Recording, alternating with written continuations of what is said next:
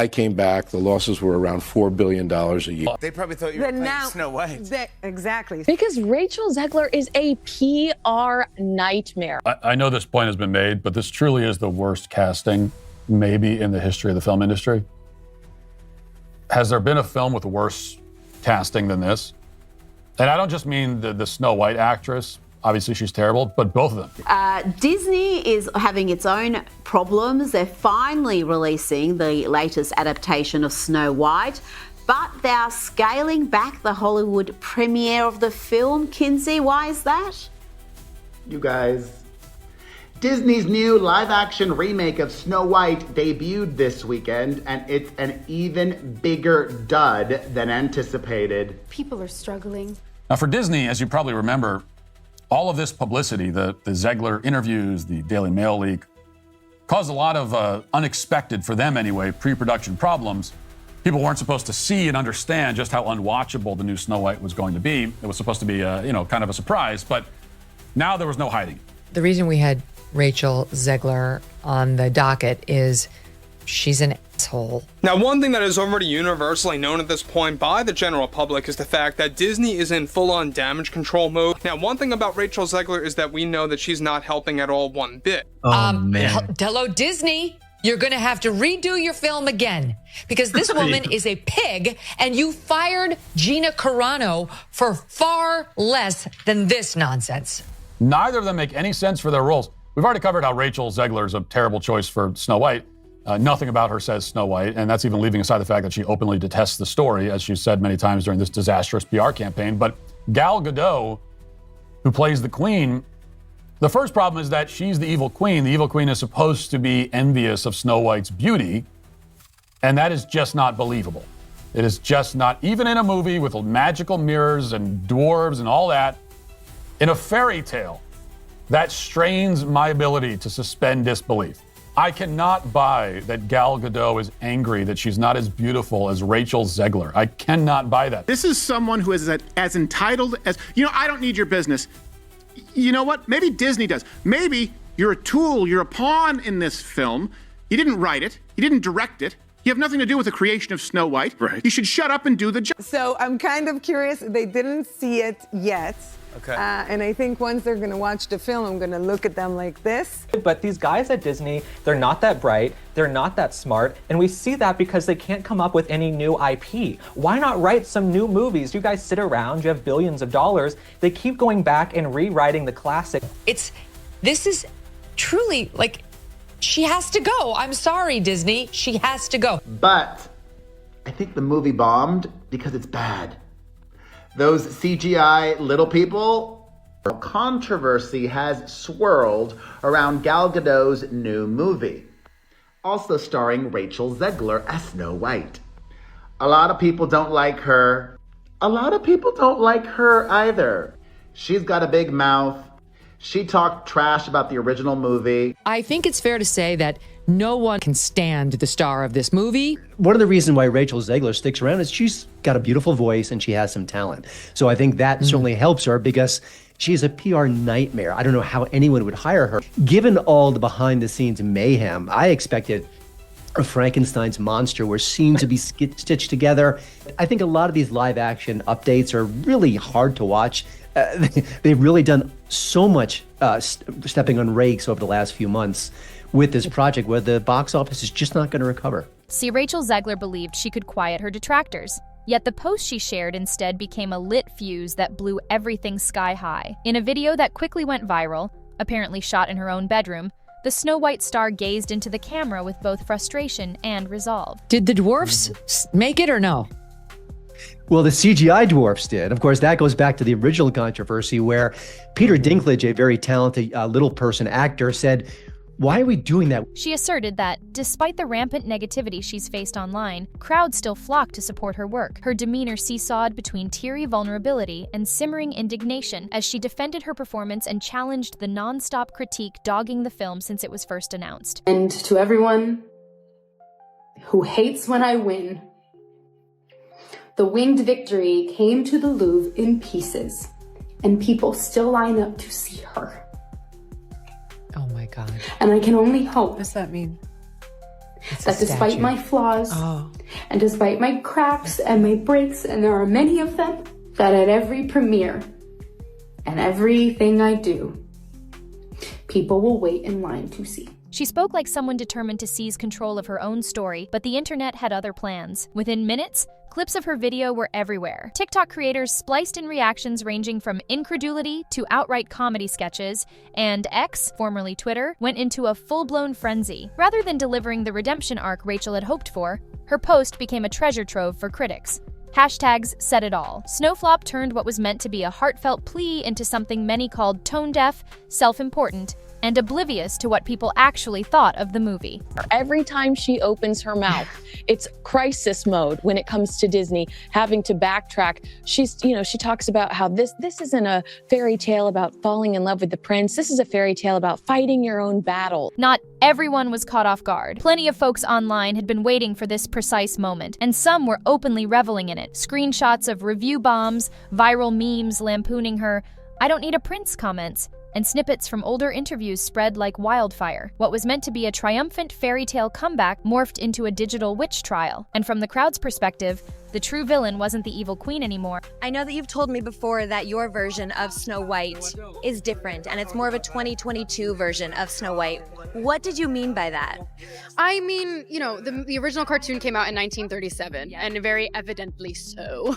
But Rachel herself, people couldn't forget her earlier press interviews, where she dismissed the original 1937 Snow White as weird and creepy, brushing off its classic romance as outdated.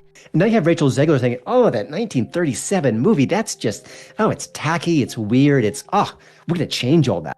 Those sound bites aged like milk. But the backlash wasn't just talk. It showed up in the cold, hard box office numbers. She's not like the ideal choice for the lead role in Sweet Snow White. Snow White limped to a shockingly weak $45 million domestic opening. For a Disney live-action remake, particularly one following in the footsteps of the studio's very first animated feature, that total was jaw-dropping. The contrast was even starker next to The Little Mermaid, which, controversies aside, opened with a robust $95 million. There's a big focus on her love story with a guy who literally stalks her. Yeah. Weird. Super weird. So we didn't do that this time. Box office experts weren't merely concerned, they were astounded. Some labeled it Disney's biggest misstep in years. Others flat out deemed it a flop. No matter the label, the numbers were crystal clear and the fallout swift. Big theater chains quietly phased Snow White out of their main screens, giving prime slots to stronger contenders and bumping Snow White to less desirable showtimes. Some cinemas dropped it entirely by the film's second week. For Disney, a studio known for towering over the theatrical landscape, this was unprecedented. It's just a total nightmare for the studios. So now she's trying to sell I love Snow White. I love everything about the whole story. Here she is more recently. And for Rachel, it was a public unraveling. Even Disney's formidable PR machine couldn't salvage a narrative that audiences had already rejected. Trying to change the messaging. This is actually Wednesday. Thank you so much for being here. And to see this is really emotional for me, so I'm going to try to not do that. I love her, and her superpower is her heart. It's nothing supernatural. It's something that all of us have. Thank you, and I hope you enjoy Snow White. Thank you, guys. I'm sorry. That was acting. That's what that was.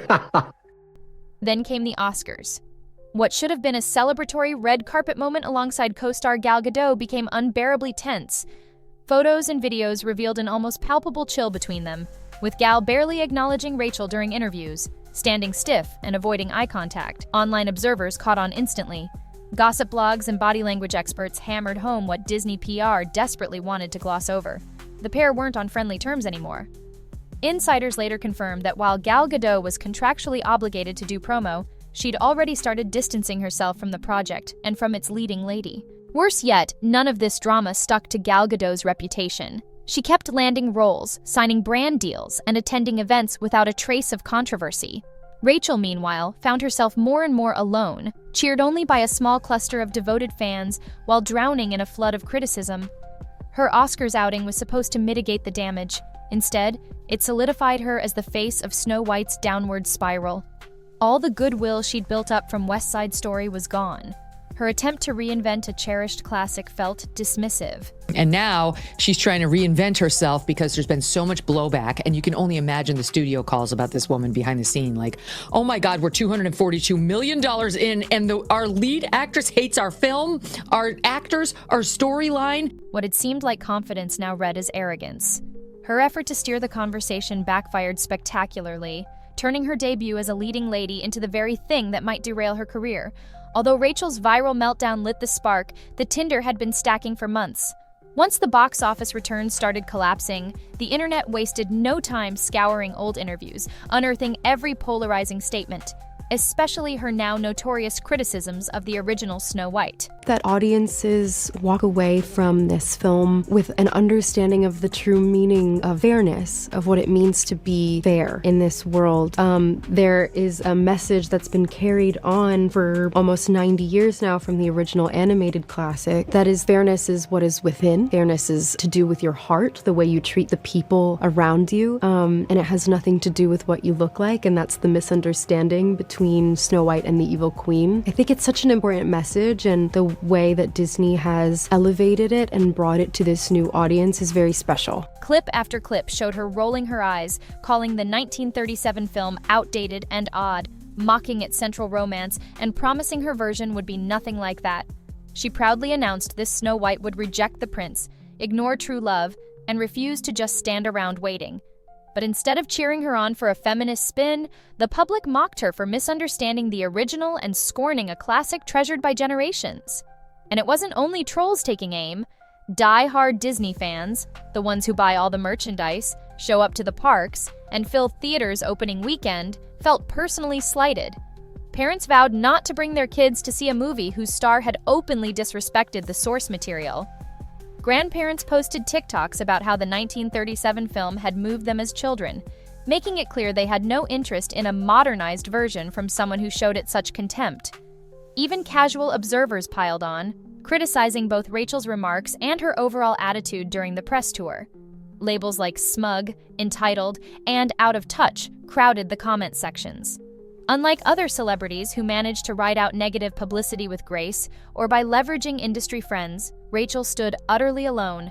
No supportive tweets from co-stars, no directors leaping to her defense, no heartfelt tributes from fellow actresses. The silence was deafening, hinting that Hollywood itself was backing away. Behind the scenes, that silence led to very real repercussions. Rumors started circulating that Rachel's upcoming roles were now under review. One insider confided to a trade publication that while she'd once been in the running for multiple high-profile parts, those talks had slowed down dramatically. Whispers pointed to entire marketing teams rethinking whether she could still anchor a campaign. Would audiences pay to see her, or would they remember the controversies, the negative press, and those disappointing numbers? It's a harsh truth, but Hollywood has always hinged on perception, and Rachel Zegler, once hyped as the fresh Gen Z face after her West Side Story breakout, was now being cited as a prime example of what not to do. Her ascent had been meteoric. Critics loved her, she snagged a Golden Globe, and even Steven Spielberg himself sang her praises, building up the narrative of a new superstar in the making. But Snow White flattened that momentum. Her once promising image soured. The fiasco wasn't isolated either. Bad timing made it worse. In an era where viewers are both highly vocal and quick to vote with their wallets, Rachel's scandal became more than bad PR. It grew into a defining emblem. For some, she symbolized all the pitfalls of modernizing beloved classics. For others, she embodied a runaway celebrity ego. Regardless, people didn't just avoid the movie, they actively shut her out. Insiders say her team is now in overdrive, scrambling to reposition her. Publicists, managers, and agents are apparently angling for redemption-focused stories and gentler interview spots. But the damage could be permanent. Walking back viral clips is difficult, and regaining trust from a disillusioned audience is even harder. Stars have rebounded from worse, but usually after a genuine mea culpa or enough charm to sway public opinion. So far, Rachel hasn't done either. She's doubled down, she's lashed out, and she's remained defiant. With each misstep, the road back narrows.